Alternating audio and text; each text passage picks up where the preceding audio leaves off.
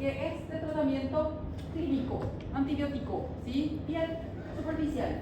Pero eso no le deja excluido de ciertas complicaciones que cuando se complican, así ya vienen a ser del cirujano.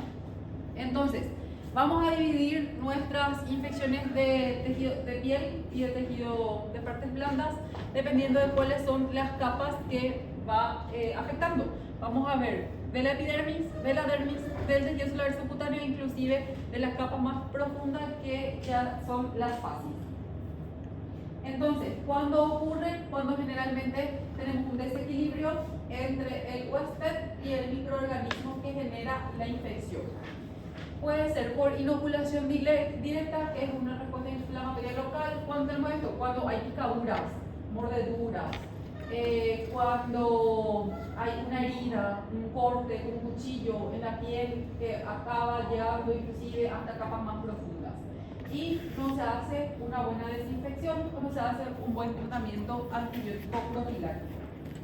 Tenemos también invasión a través del torrente sanguíneo, que puede ser por otro tipo de infección en cualquier otro lugar, pero que pueda afectar la piel. Un ejemplo, un paciente con una neumonía que puede llegar a ser inclusive una celulitis a nivel del miembro, en donde se le colocó la vena periférica, o una celulitis a nivel de los glúteos, en donde se le hizo su antibiótico por vía intramuscular. También puede ser un paciente que esté internado con una vía venosa central y que tenga una infección de la piel en el lugar donde se hizo la inoculación, en donde se hizo la inyección para la colocación del catéter. Porque les acabo de decir de que tenemos estas bacterias que son residentes habituales de la piel. Cuando hacemos la punción, nosotros mismos metemos estas bacterias hasta las capas más profundas, donde ya no son habituales y crean las infecciones. También puede ser por exotoxinas circulantes, donde hubo esa inoculación directa, donde hubo esa inoculación del torrente sanguíneo, crean las bacterias, las toxinas, y van al resto del torrente sanguíneo, o sea, circulan por el resto del cuerpo y crean inclusive una respuesta sistémica inflamatoria. Mecanismos inmunológicos como lesiones estériles de piel, que pacientes que ya tienen algunas lesiones que crean ya, que comprometen la inmunidad del propio paciente, entonces le favorece a infecciones. Generalmente ya escucharon pacientes que dicen que tiene como foliculitis a repeticiones, que tienen puntitos rojos en todo el cuerpo y que dependiendo del clima, de la ropa, les predispone a nuevas infecciones. Generalmente son estos tipos de pacientes. Y también dependiendo de dónde está la infección, en qué capas más profundas, el paciente inclusive puede manifestarse con una coagulación intravascular diseminada. ¿Cuáles eran las manifestaciones de una coagulación intravascular diseminada? ¿Cómo va a estar el paciente que tiene una coagulación vascular diseminada? Hipocalcemia. Puede tener hipoglicemia. ¿Qué es una coagulación? Sí, o una coagulación vascular diseminada. Hipotermia. Hipotermia. Hipotérmico. Después, ¿cuáles son las características del paciente con SID? CID, circulación vascular diseminada.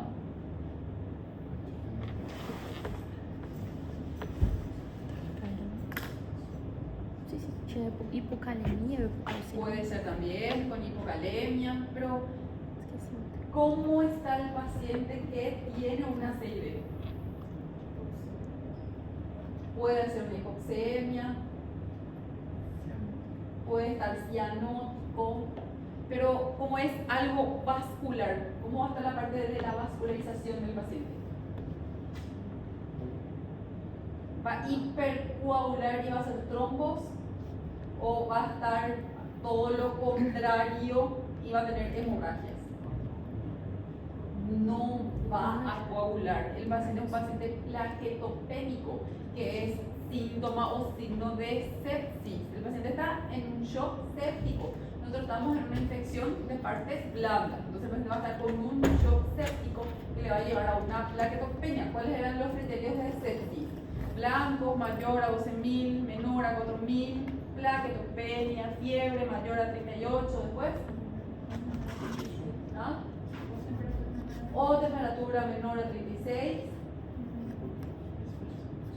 Va a tener signos de hipoperfusión, neutrófilos aumentados en el contexto de blancos elevados o blancos menor a 4000 con neutrofilia. Entonces el paciente va a tener una plaquetopenia.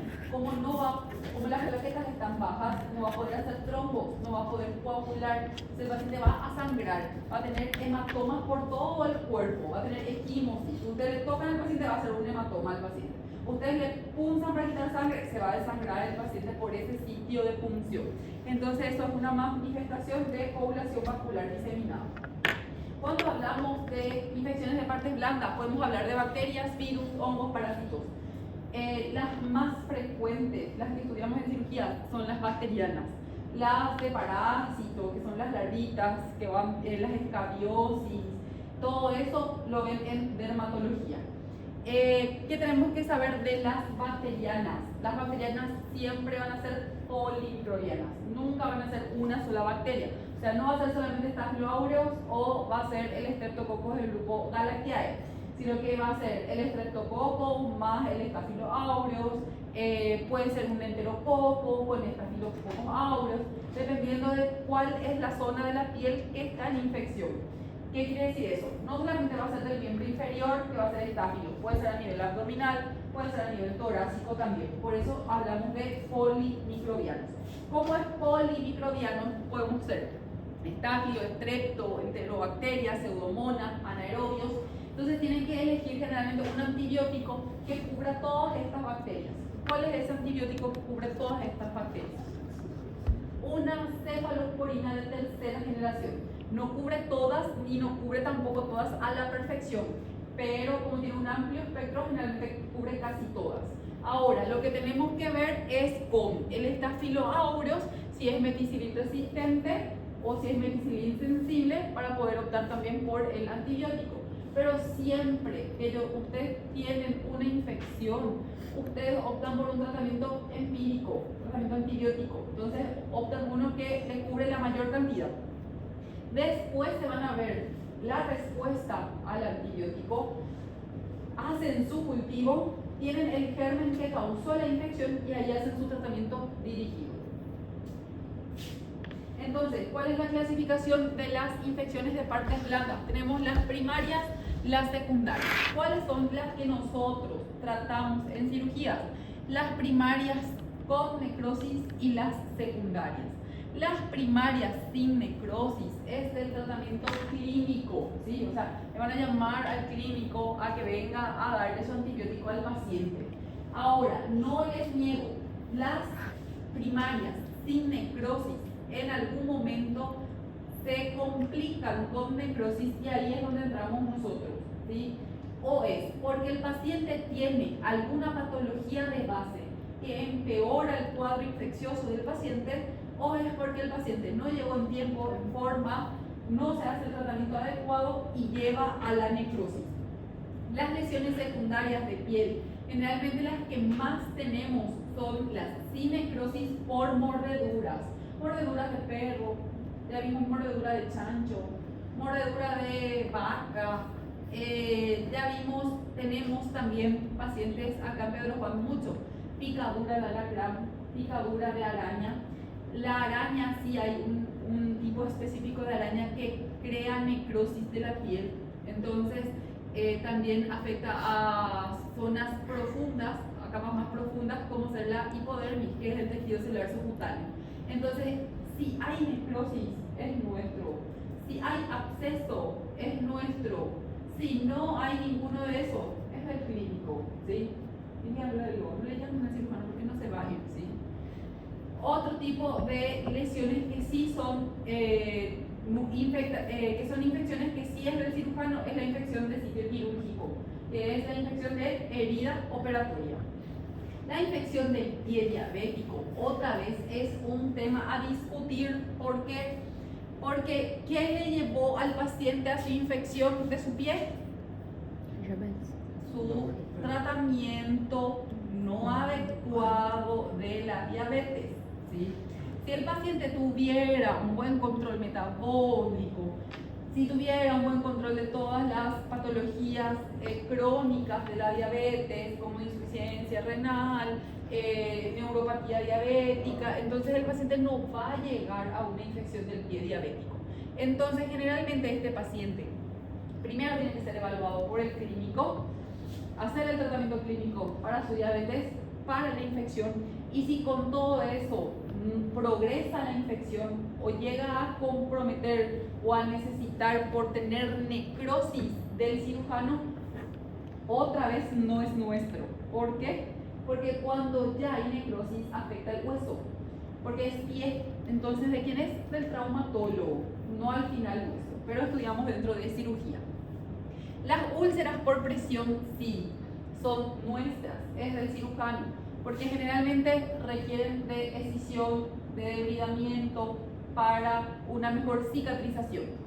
Pero, ¿por qué el paciente hizo una úlcera por presión? Porque tiene una patología clínica que hace que el paciente no se mueva, que no camine o que tenga alguna susceptibilidad en la piel que le crea las úlceras por presión. Entonces, el paciente es un paciente clínico que no se hizo el manejo clínico adecuado, que por eso, o las medidas de seguridad, por eso el paciente lleva a unas úlceras por presión. O sea que el manejo no es del cirujano. Nos llaman a nosotros, pero no es la primera línea el tratamiento del cirujano. O sea que no le vamos a curar nosotros al paciente. A eso es más lo que voy, porque ellos creen que nosotros vamos a curarle. No. Si el clínico le cuida a su paciente como tiene que cuidarle, el paciente no va a tener ninguno de estos tipos de complicaciones. Entonces, dentro de las primarias sin necrosis tenemos el impétigo, el ectima, la forunculosis, la celulitis, el erispela, la piomiositis y la fascitis necrotizante.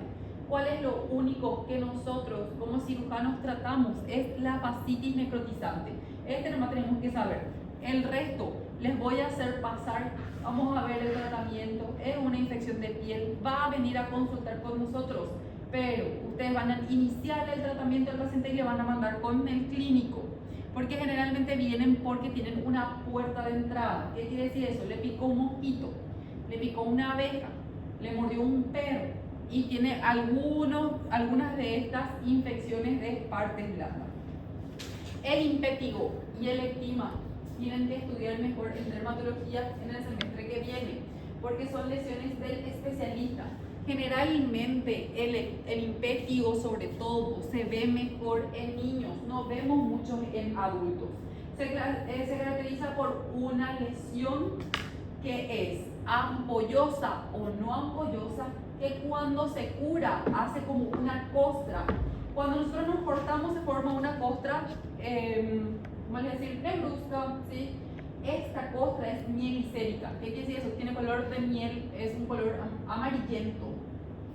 Y el ectima es una lesión generalmente bien delimitada, que tiene un centro que es de coloración negruzco, como una costra no mielicérica, y alrededor tiene un eritema. Con eso ustedes hacen el diagnóstico de los dos. Entonces, el impétigo es una infección de partes blandas, se clasifica por solamente afectar a la epidermis, puede ser ampollosa y cuando la ampolla explota o cuando se perfora, mejor dicho en términos médicos, se vuelve como una costra mielicérica. Ahora, el ectima tiene un centro que es una costra de coloración más negruzca, no es mielicérica, con un halo eritematoso. Con eso ustedes consiguen hacer el diagnóstico de un ectima y el diagnóstico de un impétigo. Ambos infecciones bacterianas de piel superficial. Entonces, ¿cuál va a ser el tratamiento? Va a ser un tratamiento tópico superficial. Pueden darle un tratamiento vía oral, pueden, para ayudar a mejorar nada más la infección y sobre todo para que no vaya o no se esparza a más partes del cuerpo. Entonces, el tratamiento tópico es la mumpirocina. Tratamiento vía oral, una cefalosporina de primera generación, cefalexina, vía oral. De preferencia, si bien dice de 500 miligramos, no se olviden de que ustedes tienen la presentación de 1 gramo. entonces le dan solamente cada 12 horas al paciente. Si ustedes le dan de 500 miligramos, le tienen que dar al paciente cada 6 horas. Muchas veces el paciente no hace el tratamiento adecuado para el antibiótico.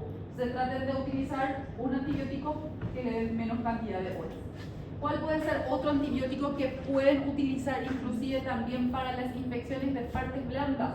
Y anda muy bien el trimestoprim sulfametoxazol. El trimestoprim sulfametoxazol viene de 800 miligramos y se utiliza una vez por día. Entonces no hay cómo el paciente no haga un buen tratamiento o una buena adherencia al tratamiento. Otras opciones que tienen: amoxicilina, ácido clavulánico. No opten por la amoxicilina sulbactam. Recuérdense que al paciente le va a dar diarrea el sulbactam, ¿sí?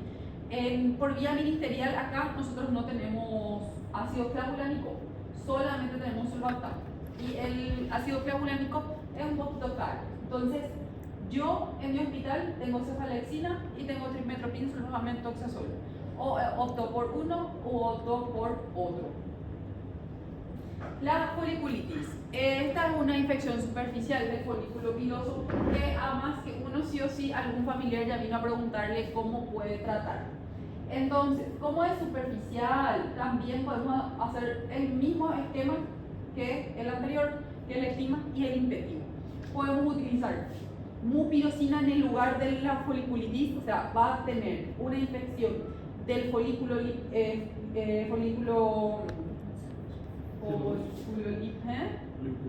sí, y va a tener solamente una pápula, ¿sí? Solamente un folículo es el que va a estar comprometido, ¿sí? ¿Cuál tiene que ser esa característica? La pápula tiene que ser única en ese folículo. No puede haber un eritema alrededor, porque si ya hay eritema alrededor, quiere decir que pueden haber más folículos comprometidos. Entonces, generalmente el etiológico de esta infección es el Staphylo aureus. Como les dije, es generalmente una pápula en donde está el folículo comprometido.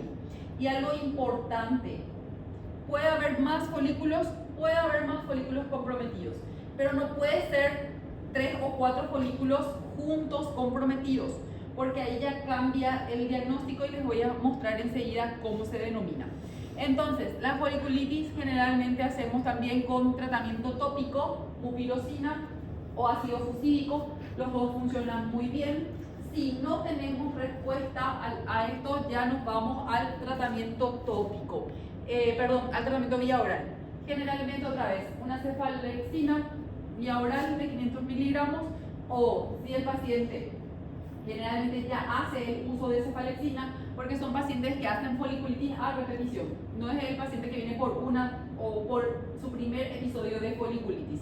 Entonces ahí ya podemos irnos al ácido clavulánico y la eritromicina no tenemos así disponible para todos. Entonces, cefalexina, trimestoprim sulfametoxazol y también amoxicilina con ácido clavulánico. ¿Drenar no puede? Drenar no puede. ¿Por qué no puede? Porque es solamente una infección superficial.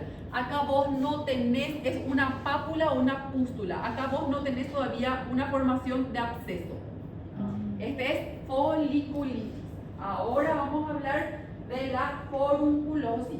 La forunculosis, otra vez tenemos no es tres etiologías, sino que 3 presentaciones clínicas. Tenemos el quiste epidermoide, el forúnculo y el carbunco. Cuando nosotros hablamos de quiste epidermoide, hablamos de en un lugar donde había un folículo piloso que quería brotar y no pudo brotar. La piel, la capa de la piel es tan resistente que inclusive nosotros tenemos glándulas sebáceas alrededor de los tejidos del folículo piloso. Entonces, esas glándulas producen el sebo y no puede ser excretado al exterior y se forma una tumoración por acúmulo de sebo. Entonces, la característica del quiste epidermoide va a ser una tumoración generalmente tiene un halo, que es, nosotros le decimos una boca, que es por donde quería salir el folículo piloso, pero no salió.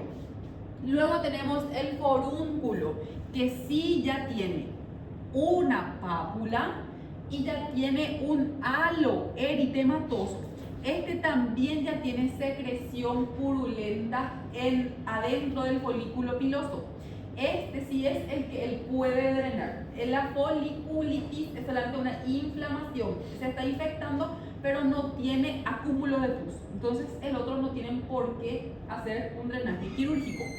Y luego ya tenemos el carbunco. El carbunco es el que yo les dije, que cuando tienen más de un folículo liposo piloso junto, que se infectó, que tiene más de una boca, eso ya se considera un carbunco. Entonces, el quiste epidermoide va a tener un material que es la queratina, que va a estar por debajo de la piel y que va a necesitar un tratamiento quirúrgico, una excisión quirúrgica. Para este paciente, si bien ya tiene gérmenes propios de la piel creando, envolviendo esa cápsula de queratina, tienen que hacerle con campo, en quirófano, con anestesia. Todo paciente que tiene una infección de partes blandas, recuérdense que la anestesia no se va a absorber en su totalidad, entonces el paciente va a sentir mayor dolor. Entonces llévenle nomás al quirófano, háganle con buen campo, con buena asepsia, para poder hacer el drenaje del mismo. Entonces, así como les dije, tiene generalmente un puntito que es una boquita por donde quería haber salido el folículo piloso y no pudo. Entonces, inclusive la propia glándula sebácea tendría que drenar por el punto, no pudo drenar porque tiene una costra, entonces se empieza a formar una tumoración. Generalmente en donde está en la boca, unos centímetros más por arriba o por debajo, usted hace la incisión y generalmente drena sin ningún problema. No es un corte de todo el diámetro del quiste, son 1 o 2 centímetros que ya van a tener drenaje espontáneo del quiste. Entonces, generalmente compromete epidermis, dermis y algunas veces llega inclusive hasta el tejido celular subcutáneo. No hace falta que atraviesen todo, ¿sí? Con una pequeña boca que le hagan en la epidermis van a tener expulsión inmediata de la secreción. El forúnculo, si ya es la infección del folículo piloso, acá ya tengo pus con folículo piloso. Entonces, en el primero era solamente una foliculitis, una infección que sí drenaba. Ahora tengo un forúnculo, tengo un absceso alrededor del folículo liposo. Entonces, lo que yo tengo que hacer, aparte del tratamiento médico que ya vi para la foliculitis, que es el tratamiento tópico y el tratamiento antibiótico vía oral, acá yo sí puedo hacer una excisión quirúrgica. ¿Dónde está el folículo piloso? Con campo siempre le hago una pequeña incisión para el drenaje. Tengo dos tipos de forúnculo. Tengo el abierto y el cerrado. ¿Qué quiere decir eso? Generalmente tenemos aquel paciente que hacemos el tratamiento médico vía oral con antibiótico y solito drena en 48 horas. Ahora, tengo el cerrado que tiene la costra como este, que generalmente ni con el tratamiento médico no cede. Entonces yo tengo que ir a hacer una pequeña excisión en la piel para que pueda hacer el drenaje de la pus. Entonces, por eso es que es muy controversial si es tratamiento clínico o si es tratamiento quirúrgico. Generalmente en todo tipo de infecciones de piel optamos siempre primero por el tratamiento médico. A las 48 horas se reevalúa el paciente. Si yo no tengo mejoría clínica, yo no tengo mejoría del eritema, no tengo mejoría del dolor, no tengo mejoría de la tumoración, ahí optamos por la excisión quirúrgica para poder hacer el drenaje. Luego tenemos el carbúnculo anthrax, que ya dijimos que son varios folículos pilosos adyacentes y que hacen, como están todos juntos, forman como una masa y tiene varios orificios. Es feo luego de ver, causa muy mala impresión. Y el paciente generalmente es un paciente grave porque es de capas más profundas, llega inclusive hasta el tejido celular subcutáneo. Entonces, volvemos a tener un paciente con una tumoración, con eritema, y vemos todos los folículos pilosos que están comprometidos, son varios. Entonces, aparte de eso, como ellos convergen todo en una misma masa, ustedes pueden palpar una tumoración y tienen que determinar si esa tumoración es firme, es dura. No hay por qué hacer un tratamiento quirúrgico. Esa tumoración tiene que ser blanda, elástica, como si fuera de que hay líquido adentro para poder entrar a drenar. Porque si ustedes tienen una infección de partes blandas, ya vamos a decirle, ya bien establecida, y ustedes se van a drenar y no está todavía líquida la pus, entonces ustedes mismos van a reingresar a esta misma infección otros patógenos del medio ambiente y empeorar la infección del paciente. Entonces, por eso que siempre optamos primero que nada por el tratamiento médico. Cuando ya fluctúa, es el término médico que utilizamos, si fluctúa, hay líquido, se mueve adentro, ahí entonces nos vamos a hacer el pequeño corte para el drenaje. Entonces, el tratamiento, cuando todavía no puedo drenar, voy a ponerle compresa caliente. Entonces le pido al paciente que ponga su compresa tibia o que compre su bolsa de agua caliente y coloque sobre la herida en 48 horas con antiinflamatorio y con antibiótico y compresa. Esa herida fluctúa, sí o sí. Si no fluctúa, denle más tiempo, 3-4 días, que sí o sí va a fluctuar. Pero no vayan a drenar si es que todavía no fluctúa, porque ustedes mismos le van a causar más lesión al paciente. Le van a sobreinfectar una lesión infectada. Entonces, generalmente estos pacientes sí ya quedan internados, no se hace tratamiento ambulatorio. Los demás pacientes, el impétigo, el lectima, la furunculitis, son de tratamiento ambulatorio. Le dan al paciente que tome su antibiótico vía oral en la casa y regresa otra vez cada 72 horas, inclusive para su control.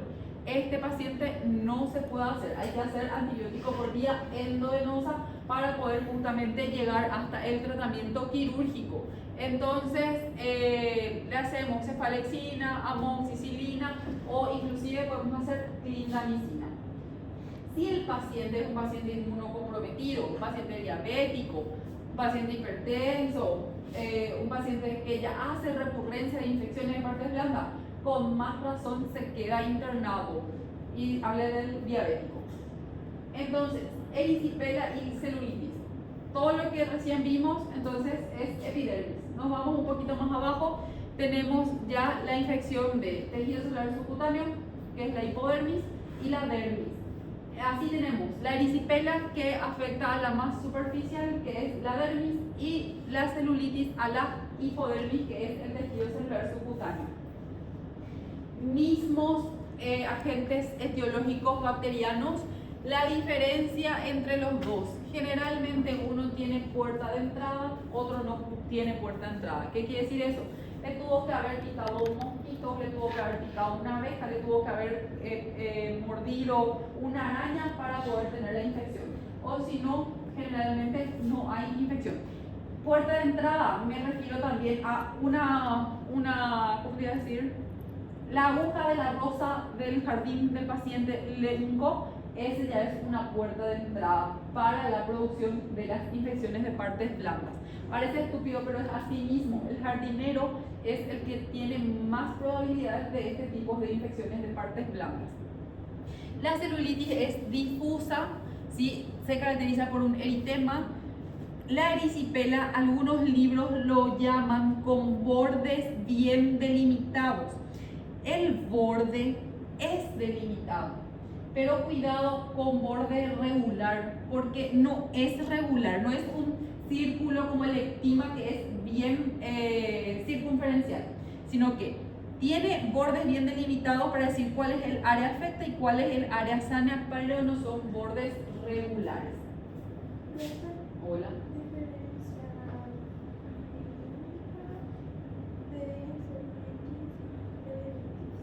Flebitis es vaso y celulitis Al mirar la flebitis, vos tenés que tocar la vena y vos vas a sentir el trayecto de la vena. Porque solamente la vena es lo que está inflamado y crea como una capa, te voy a decir, que le deja más resistente. Y sentís todo el largor de la vena y con mucho dolor. Ahí la celulitis es totalmente difusa y duele todo, ¿sí? No es en un trayecto. Tiene que seguir un trayecto para hacer flebitis. Para flebitis, eu achei que flebitis era complicação de punção. Sí, complicación por punción, pero es una infección de la vena por la punción. Ah, não é só tipo, extravasar a veia. No. Isso não é flebitis, então. Ese no es flebitis. Flebitis es una infección de la vena por la infección por la punción. O sea, estaba el estafilococos en la piel del paciente, no le pasó su alcohol y le llevó al estafilo a la vena y las paredes de las venas se infectaron. Eso es una flebitis. Y si no hay dolor, no hay nada, pero se siente la rigidez del brazo. Puede ser una complicación ya solamente por varias funciones. Justamente son una flebitis. La flebitis tiene que ser una infección, tiene que haber dolor, tiene que haber rubor, sí o sí. Generalmente después de flebitis repetitivas queda el vaso sanguíneo bien rígido. Hace como una cicatrización en el lugar de las punciones. Bueno, luego tenemos la erisipela. Bueno, estábamos lo de la erisipela. Generalmente es no necrosante. Sí, acá predomina el beta hemolítico del grupo A, pero también inclusive puede ser por estreptococcus del grupo B, del grupo C, G, en menor frecuencia, y el Staphylo aureus. Se caracteriza por una placa bien brillosa, bordes nítidos, no regulares. La diferencia con la celulitis es que la placa no es roja brillante, el rojo es más pálido, es más difuso, ¿sí? No es conglomerado.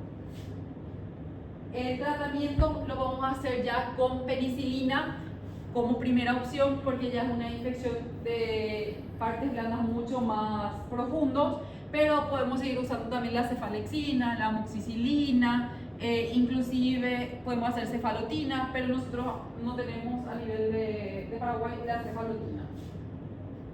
La celulitis sí, generalmente le catalogamos más como el patógeno que lo causa el Staphylo aureus.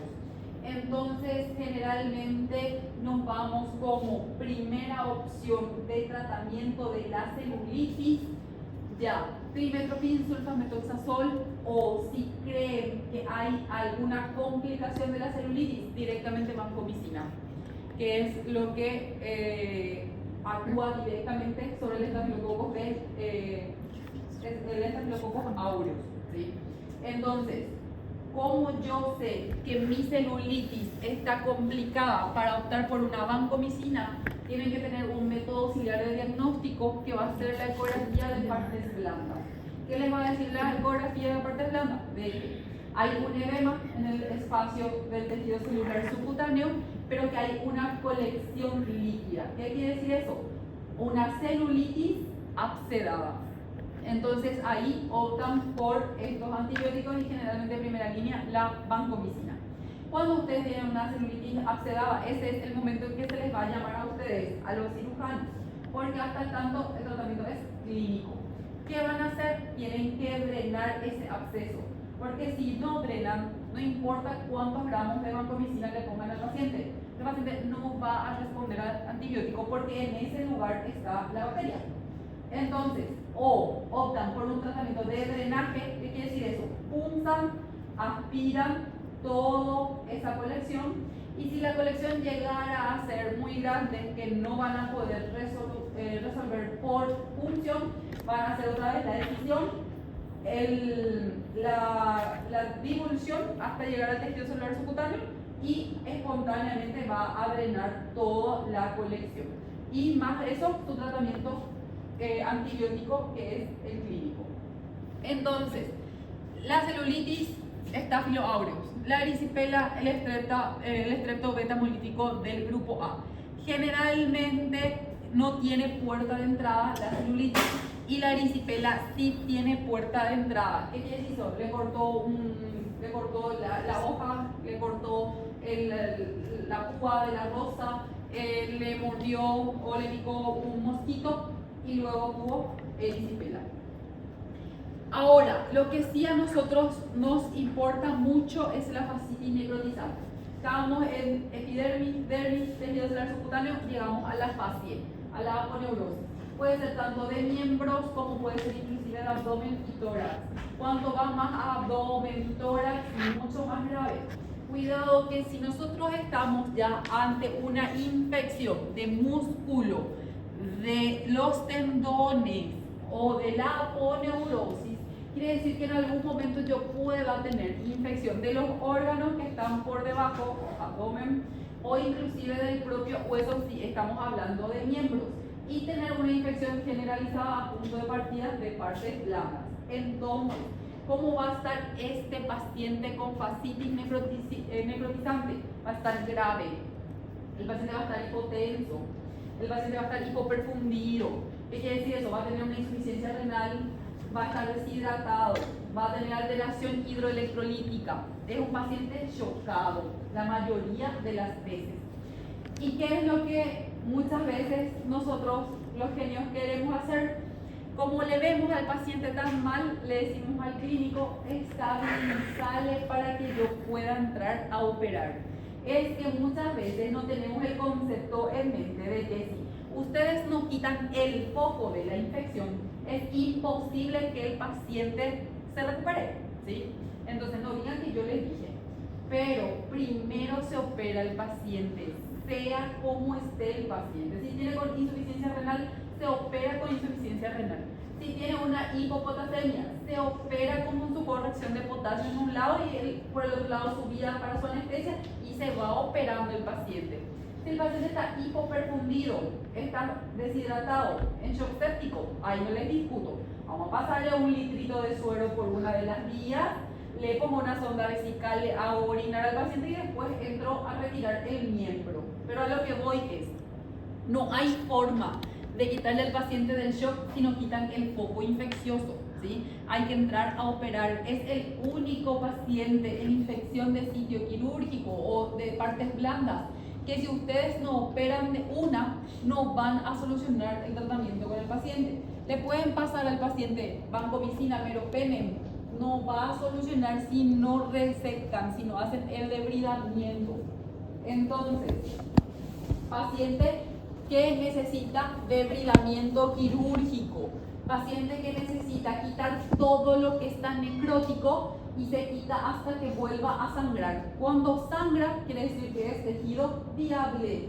Si sangra, entonces termino o paro mi decisión quirúrgica. Generalmente se hace después de las 24 o 48 horas que el paciente ingresa. ¿Por qué? Esas 24 horas que yo le pido por favor al clínico que aparte de su antibiótico me ponga al paciente en condiciones. Si yo tengo un paciente con noradrenalina a 32 miligramos, 60 horas, es un paciente que tiene 3 gamas de nora, es decir que está vivo con su nora. O sea, no puedo entrar a operar un paciente que la noradrenalina le mantiene vivo. Entonces, que me estabilice el clínico y ahí entro a operar. Pero no tiene que pasar de este tiempo, porque si no se va a perpetuar la infección y como les dije, el antibiótico no les va a hacer nada. Entonces, generalmente utilizamos siempre que pensamos en un estáfilo metil resistente en vancomicina, ¿sí? De primera línea. Paciente en shock, vancomicina. Que se vean después los clínicos con la insuficiencia renal y con la vancomicina del paciente, ¿sí? Ellos pueden hacerle diálisis sustitutoria, todo lo que quieran. Ustedes háganle nomás al paciente lo que necesita para revertir su shock séptico, ¿sí? Pueden utilizar inclusive también metronidazol, van a utilizar para combinar inclusive para poder cubrir la mayor cantidad de gérmenes posible. ¿Preguntas? Ninguna. Con respecto a clasificación de heridas quirúrgicas, infección de sitio quirúrgico. En cirugía 1 hablamos de clasificación de heridas, limpia, contaminada y infectada o sucia. Habíamos dicho que dependiendo de cuál era la clasificación, la probabilidad a que mi paciente se infecte Entonces, si yo tengo un paciente que se operó de una laparotomía exploradora por un vólvulo del sigmoides, donde hay necrosis del colon, entonces una herida sucia, probabilidad de que esa laparotomía se infecte más del 50%. Si yo tengo un paciente que se operó de una apendicitis aguda flemonosa de base sana, entonces estoy ante una herida limpia contaminada. Probabilidad de que se me infecte mi herida quirúrgica menor al 35%, pero tengo probabilidad de infección por más que yo hice una buena técnica de asepsia y antisepsia. Si mi paciente se infectó su herida operatoria, ¿dónde se puede infectar?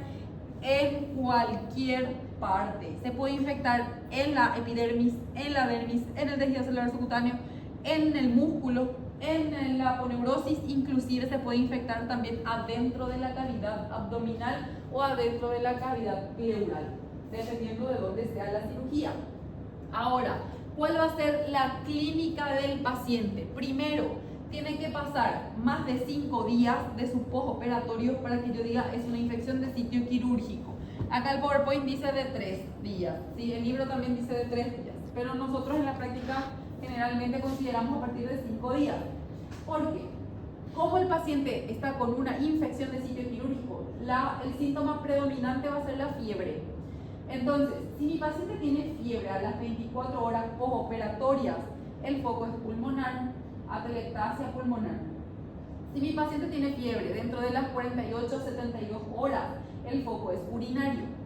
Y si pasa de las 72 horas, que es 3 días, al 5.º día el paciente tiene fiebre, es infección de sitio quirúrgico. Si la herida, o sea, la parte que se infectó es la superficial, o sea, la piel, el tejido celular subcutáneo, hasta el tejido celular subcutáneo, estoy hablando de una infección superficial. ¿Cómo va a estar la herida de mi paciente? Va a estar con bordes eritematosos, los puntos van a estar sueltos y va a estar con salida de secreción purulenta. Aparte de eso va a tener fiebre. El tratamiento para la infección superficial de piel y tejido celular subcutáneo es retirar los puntos de por medio si la herida es muy grande y hacer lavado con suero abundante a chorro. Adentro de la herida ustedes tienen que mandar la jeringa, ¿sí? La jeringa de 60. Con eso a chorro ustedes hacen que las bacterias puedan todas salir, puedan haber drenaje también de la pus. Si con las jeringas a chorro ustedes no consiguen liberar todo, entonces retiran todos los puntos del paciente y dejan la herida abierta. Entonces ahí le tiran el suero, le lavan, pueden utilizar la gasita como una esponja, pueden tirarle jabón, le lavan, enjabonan bien y vuelven a derramarle el suero, quitan todo el jabón y vuelven a tapar y dejar sequito. Ya no se cierra, se deja para un cierre por segunda intención en heridas superficiales. Aparte de todo el lavado, el retiro de puntos que hicieron, siempre tratamiento antibiótico. Traten de no usar el mismo antibiótico que ya le dieron al paciente preoperatorio, porque si o sí en el preoperatorio y postoperatorio le dieron una cefalexina, o sea, cefazolina endovenoso y cefalexina vía oral para la casa. Ya no va a servir, ya se infectó a pesar de su cefalexina. Entonces denle un trimestoprim sulfamethoxazol, una amoxicilina ácido clavulánico. Si ustedes están con una infección de sitio quirúrgico profundo, el paciente ya no va a tener la misma clínica, ya no vamos a tener ese eritema y salida de secreción, porque la aponeurosis se cerró a puntos continuos y la infección está por debajo de la aponeurosis, en el músculo y antes que el peritoneo. Entonces, si se juntó pus en esa región, lo único que ustedes van a ver es una tumoración, pero no va a estar con salida de secreción. Puede tener celulitis, puede tener una celulitis concomitante alrededor, puede haber calor, pueden tocar la tumoración y estar caliente, nada más. ¿Cómo van a hacer el diagnóstico? Otra vez, con un método auxiliar de diagnóstico que es la ecografía de partes blandas. Y el ecógrafo o el ecografista les va a decir cuánto mide la colección. Si la colección es pequeña, le hacen el tratamiento antibiótico vía oral y también le hacen el tratamiento de drenaje por vía percutánea. ¿Qué quiere decir eso? Le ponen el ecógrafo, le punzan y van drenando toda la colección purulenta del paciente. Si no da para hacer la solución por vía percutánea, le dejan internado al paciente, le hacen tratamiento antibiótico por vía endovenosa y le vuelven a abrir al paciente. O sea que una recirugía de la que sea que le hayan hecho, una relaparotomía mediana, o vuelven a abrir la McBurney, o vuelven a abrir la Kosher, vuelven a abrir plano por planos, drenan todo el absceso y le dejan un drenaje y vuelven a cerrar por planos. A partir de la profunda, sí o sí tienen que dejar drenaje, ¿sí? Porque puede volver a coleccionar. Si no colecciona, perfecto, tratamiento exitoso y se retira el drenaje después de los 5 días de la recirugía. Doctora, Hola. profundo, pequeño, ¿hasta cuánto? ¿Qué? Centímetros. En general hablamos de 5 centímetros para el drenaje percutáneo. Mayor a 5 centímetros ya optamos por volver a abrir el paciente. Después tenemos la infección de órgano o espacio. ¿Qué quiere decir eso? Acá si la herida se cicatrizó perfecta, ustedes miran de lujo, no hay tumoración, no hay eritema, no hay celulitis, el paciente no tiene dolor, no le molesta nada. ¿Con qué viene? Con un hilo paralítico. El paciente no puede comer, vomita o tiene diarrea y fiebre elevada. 39, 40 grados de fiebre. ¿De qué te operaste? Hace 15 días de un apéndice gangrenoso de base sana, ¿sí? Entonces hizo una colección intraabdominal. ¿Cuál es el método auxiliar gold estándar para el diagnóstico de este paciente? La tomografía contrastada de abdomen y pelvis. Pero cuidado, que generalmente son pacientes que vienen en mal estado y que ya tienen una repercusión sistémica. ¿Qué quiere decir eso? Vienen con una insuficiencia renal. Si el paciente viene con una insuficiencia renal por deshidratación, que es prerrenal, no se puede hacer la tomografía contrastada. Ustedes le tienen que reponer el líquido al paciente. Cuando su urea y creatinina esté bien, ahí le hacen la contrastada, porque el riñón excreta el contraste. Y si ya está luego dañado, le van a dañar el doble. Aunque ahora existe un artículo científico que dice que ya no tiene nada que ver la insuficiencia renal con el contraste. Se hace a todos por iguales. Pero hasta ahora ni Brasil ni Paraguay cambiaron sus criterios para contrastada. Entonces, sepan, paciente con insuficiencia renal no se hace tomografía contrastada. ¿Qué vemos con la tomografía contrastada? Cuando es abdominal, sobre todo, puede ser multicompartimental la colección. ¿Qué quiere decir eso?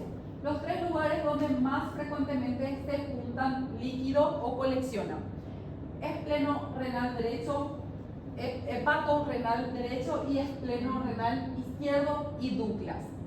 Pero no queda aparte de que entre las asas delgadas también puede haber colección. Si yo tengo colección en el espacio espleno renal izquierdo de unos 50 centímetros de diámetro, enorme, de una me voy a punzar porque voy a alcanzar súper bien, pero me dice que está multitabicado a nivel de las asas delgadas, yo no puedo ir a punzar porque voy a punzarle a la asa delgada. Entonces le puedo causar una peritonitis purulenta al paciente, una peritonitis fecal al paciente. Entonces es mejor la relaparotomía del paciente. Entonces, en la de órgano y espacio también pueden hacer percutáneo, pero con más razón que la profunda nos vamos a la relaparotomía. Paciente que se opera por infección de sitio quirúrgico profundo, paciente que tiene antibiótico de amplio espectro. ¿Qué quiere decir eso? Piperacillin, natazoxatam, meropenem, imipenem, vancomicina. Un carbapenémico como mínimo. Y aparte de eso, tiene que tener drenaje, o sí o sí. La misma cosa según los tejidos que van afectando. ¿Quiénes son aquellos pacientes que yo sé bien que va a tener algún riesgo de infección de sitio quirúrgico? El obeso, ¿sí? Paciente obeso sí o sí se va a infectar. Ustedes explíquenle luego ya al paciente antes de su cirugía, te vas a complicar. No quiero decir nada, pero no sé si se enteraron que hay una paciente súper mega obesa, sí, pero súper mega obesa, que entró hace poco a una cirugía programada post quirúrgico. Ella requería unidad de cuidados intensivos, entró por obesidad, entró también por diabetes a la terapia intensiva. La paciente hoy todo en la terapia, ¿sí? Cirugía programada. Entonces, factores de riesgo para que haya infección, para que no evolucione bien el paciente: tabaquismo, edad avanzada, obesidad, desnutrición. Siempre les dije, paciente desnutrido, paciente que tiene dehiscencia de sutura de algún lugar, de preferencia desnutrido, no operable. No puede comer, pónganle una sonda, a través de la sonda que se nutra y después se opera. No, ni por sonda no se puede, gastrostomía. A través de la gastrostomía se le alimenta, el paciente está bien nutrido y después se le opera. Pacientes alcohólicos que utilizan radioterapia, cirugía de larga duración, 3-4 horas, el intestino está expuesto al aire, el pulmón está expuesto al aire, obviamente que tiene riesgo de mayor probabilidad de infecciones. Clasificación de Wagner. La clasificación de Wagner para el pie diabético. ¿Qué tienen que saber? A partir del 4 y del 5 se tiene que operar el paciente, ¿sí? 4 y 5 tiene afectación ósea. Una vez que el hueso está afectado, se tiene que ir a una amputación. ¿El cirujano tiene algo que ver? No tiene nada que ver. ¿Quién tiene que ver? El clínico y el traumatólogo. ¿Dónde tienen que ver más otra vez esta patología? En traumatología en el siguiente semestre, que es en el 8º. Si no tienen, generalmente lo que nosotros hacemos son las curaciones de las úlceras superficiales, que son grado 1, grado 2, grado 3. En el grado 3 y 4 generalmente ya a partir del grado 3 ya empezamos a pensar en el tratamiento quirúrgico que es la amputación. En el 4 y 5 ya no hay de otra, se tiene que amputar el paciente. Bueno, la clasificación de lesiones por presión. También no mucho que hablar o que decir. Tenemos en el grado 1 eritema, solamente afecta la epidermis. En el grado 2 ya tenemos que afecta la epidermis y la dermis. Inclusive la epidermis se descasca, sale la epidermis de la piel sale la piel del paciente en el lugar donde tiene la úlcera por presión. En el grado 3 ya afecta al tejido celular subcutáneo, y si el paciente continúa siempre bajo presión en el lugar donde está la úlcera, el tejido celular subcutáneo hace microtrombos de las venas y las arterias más pequeñas.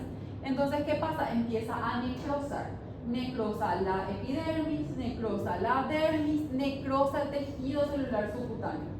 Cuando necrosa el tejido celular subcutáneo, la linfa se acumula y se forma pus. Entonces tenemos una úlcera por presión complicada con una infección.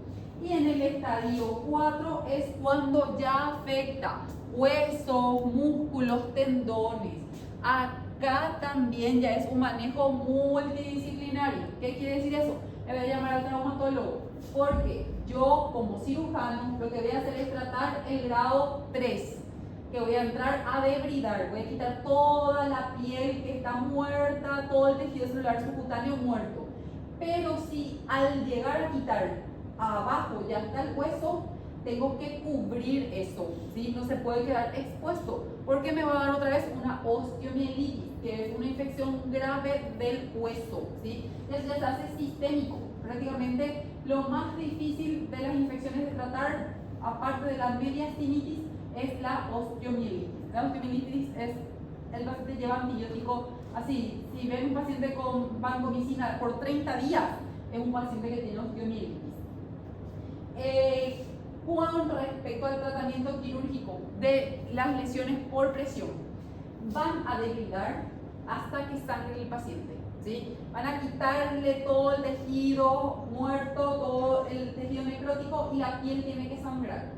Entonces, ¿quiénes son los pacientes que tienen úlceras por presión? Os encamados. Los encamados. ¿Y qué le lleva al paciente al encamado?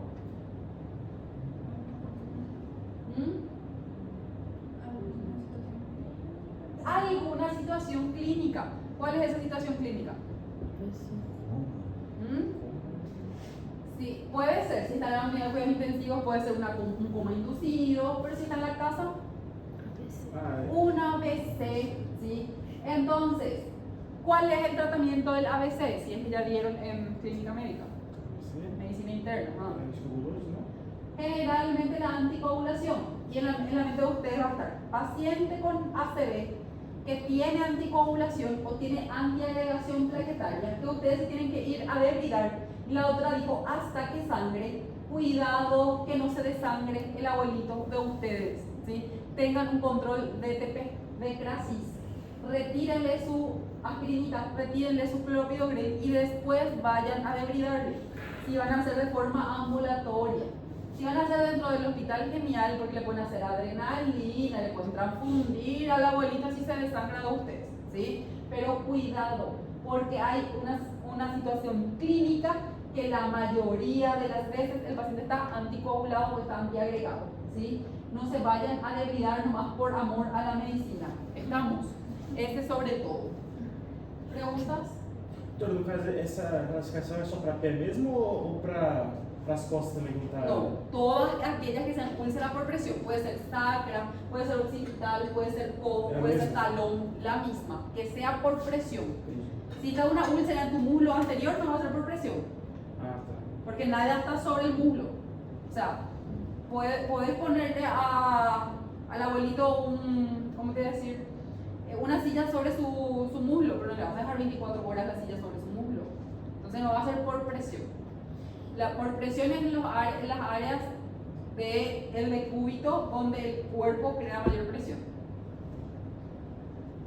Entonces, otra vez, las superficiales, grado 1 vamos a tener un eritema, grado 2 ya la epidermis va saliendo y afecta ya más la dermis, y en la grado 3 ya tenemos tejido celular subcutáneo, que también es muy importante.